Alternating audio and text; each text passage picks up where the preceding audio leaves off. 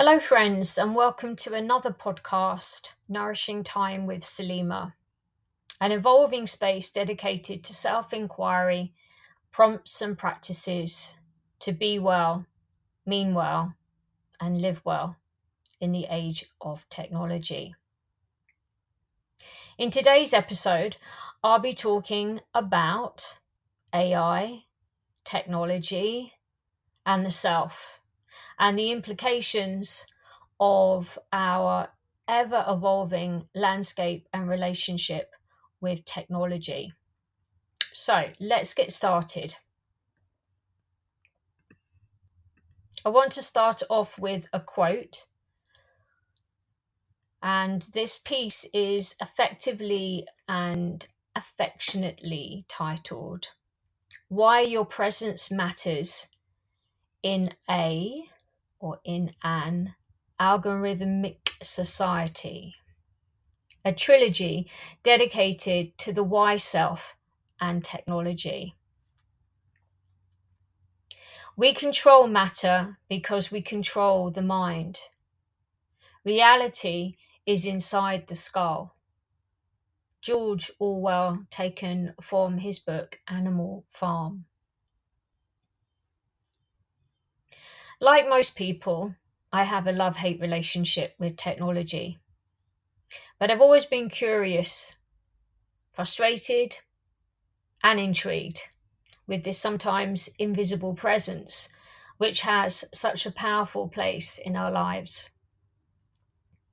So much so that pre and during COVID, I began to speak and write about the future of life and work in depth, even beginning a book just before the pandemic, a work in progress.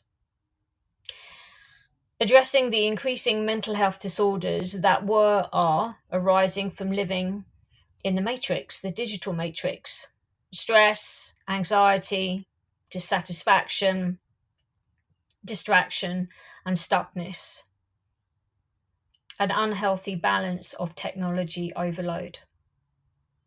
My aim was simple. It was just to create a fresh awareness, to upgrade our understanding of what makes us human and why we might have more in common with technology than we realize. And more importantly, how not to lose ourselves in it. This would be the first post of 3, that's why it's called a trilogy, obviously, where I'll be also touching upon other aspects of this topic. If you're a neuroscience nerd, you might be interested in that. We'll look at the digital and technology impact on brain health and also what I call the algorithm effect on the 4Ds. Disruptions, the 4 disruptions to inspiration, creativity, adaptability, motivation, performance, stress, and anxiety. But I'm not going to tell you what those 4 disruptors are just yet. That will be in the next piece. So the purpose really of these posts is just to illuminate and share some considerations in how we can recultivate an appreciation of being human whilst maintaining our presence in the age of AI and technology.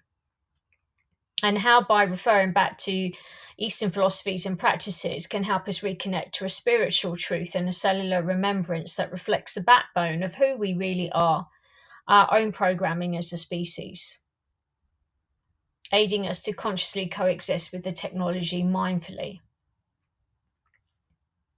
Life in general and outside stimulation can often batter our behaviours and senses. But did you ever, or have you ever, considered how the algorithms, the decision-making bits of code, might have the same effect? Algorithms, most of you know what they are, but if you don't, they are decision-making bits of code. And because we live in an environment that's dominated by code, they have become a really important presence and have a significant impact in and on our lives. I hope that the Substack algorithm and the iTunes and the Spotify algorithm will take kindly to this and not unkindly and lock me out. So we'll see. With technology already monitoring our everyday lives, we should really be taking a greater interest in looking past the novelty and convenience of the technology and really what it means for us humans in the long term.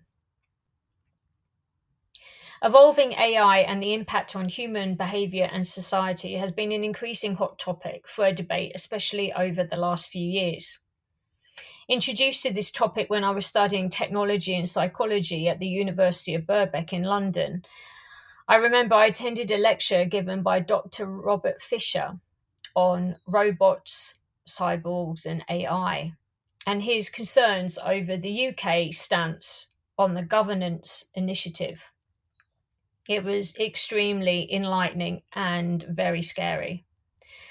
Dr. Fisher sat on the House of Commons Committee for AI Ethics and Governance, so he had a pretty good handle on the topic and the topics, I should say. Just one example of why we should be concerned are the AI proposals from the big movie studios over the last 2 years. You probably remember seeing that on the news, where the debate was around using AI to duplicate talent. It provoked a lot of discussion and uproar around ethics. And AI ethics is not a new thing, it's been around for quite a while. But as humans, we've only really woken up to the potential dangers in the last few years of not taking a stance, not having precautions in place. Algorithms have extremely powerful implications for how we live. They're always present and secretly observing and monitoring our every interaction. You know exactly what I'm talking about when you've been looking at something on one side, you hop onto Facebook to catch up with family, and suddenly you're presented with a number of adverts similar to what you were looking at previously. It seems nowadays we're always being monitored, whether we're plugged into the matrix of the internet or even when we're out on the street. Remember the Will Smith movie, Enemy of the State? It seemed so far fetched at the time, but we're basically living that way now. Observing and registering from a virtual distance our interests and choices. The algorithms make decisions about us and for us, just as I was saying with the Facebook example. With this being the case, do we still feel we have a freedom of choice and presence? Or are we becoming slaves to this artificial intelligence, both personally and as a greater collective? One of the most powerful algorithms I can think of is the PageRank algorithm on Google that decides the order of the results for a search term you might search for. Meaning the algorithm decides the things that you encounter, the things that you're exposed to, and ultimately what you know of the world. Evolving technology is an amazing tool and has become an important and integral part of everyday life. I mean, how would we have managed without it during the pandemic? However, this invisible presence permits and helps us to do things we never dreamed possible, making everything just a click away. Sometimes comforting and reassuring, sometimes making us very lazy and too reliant on its presence. Is our connection to it taking us further away from the cellular remembrance of who we really are? In this new dawn we find ourselves living in, named by some as the Fourth Industrial Revolution, we find ourselves standing on the brink of a turning point in our evolution as humans. Humans are curious as a species. We ask questions, we want to create, express, and prove the unimaginable, an intrinsic quality of our species. But with AI, are we playing at being God, or will we let AI overtake us, becoming the new master of creation? The evolvement of AI will only be successful if it is done with mindful governance, public debate, and consideration. So, how can we humans protect our presence in the age of AI? Well, the answer may lay firstly in understanding ourselves a bit better and our relationship with the higher controlling power. A starting point to understand our behaviors with technology is to look at our curious fascination to build and or to create a connection with a higher intelligence. We often see this reflected through many scriptures and religions, such and not limited to Shintoism, Hinduism, and Kabbalah.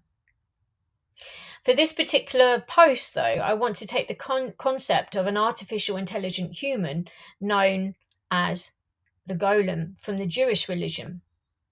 The golem is a mythical being created to have human characteristics. And in many of the old stories, the golem's sole purpose is to serve its creator. However, it also warns of the golem becoming uncooperative, sometimes even turning against its creator. So, is this something that we're prepared for with what we're creating and evolving in AI? The interest we show now will influence and determine the outcome for humanity. The science fiction movies we watched over 5 decades ago are now not so laughable because they are actually becoming our reality to some degree. Another example of this was The Matrix 4 going into production just before the pandemic, along with the remake in 2019 of Terminator, showing that the human fascination is still there with technology. One country, though, that appears to have found a perfect balance between spirituality and technology is Japan, cultivating a philosophy that everything is seen, reflected, and connected in each other person, nature, object, and technology. So, is this an approach that perhaps we should all follow for a more harmonious future? The decisions we make from now on will shape our path forward. Humans still need to explore the unknown, remain curious, but at the same time, we need to make sure we're not putting ourselves out to pasture and ultimately in danger as a species where our presence is threatened. The reality is that AI is taking over a lot of what humans used to do, and it's set to do even more things moving forward. With human greater intelligence said to be coming within the next few years, the balance of human and machine interaction will change, inevitably leading to when these machines will no longer require any humans. Is that a world you want to see? If not, then we need to find a way to come together to harness this new technology on our own terms, reflecting the importance of awareness, learning, and education to rekindle the same spirit of pragmatic optimism which saw technology not as a threat, but as a force for good and human progress. So, dear human, how will you stay present and connected to yourself in this evolving landscape? If you're listening to this podcast on iTunes or Spotify, please feel free to head over to my Substack and add any comments or questions. Otherwise, thank you for considering, for listening, for reading. And until next time, my friends, mean well, live well, and be well in the age of technology and AI. Until next time.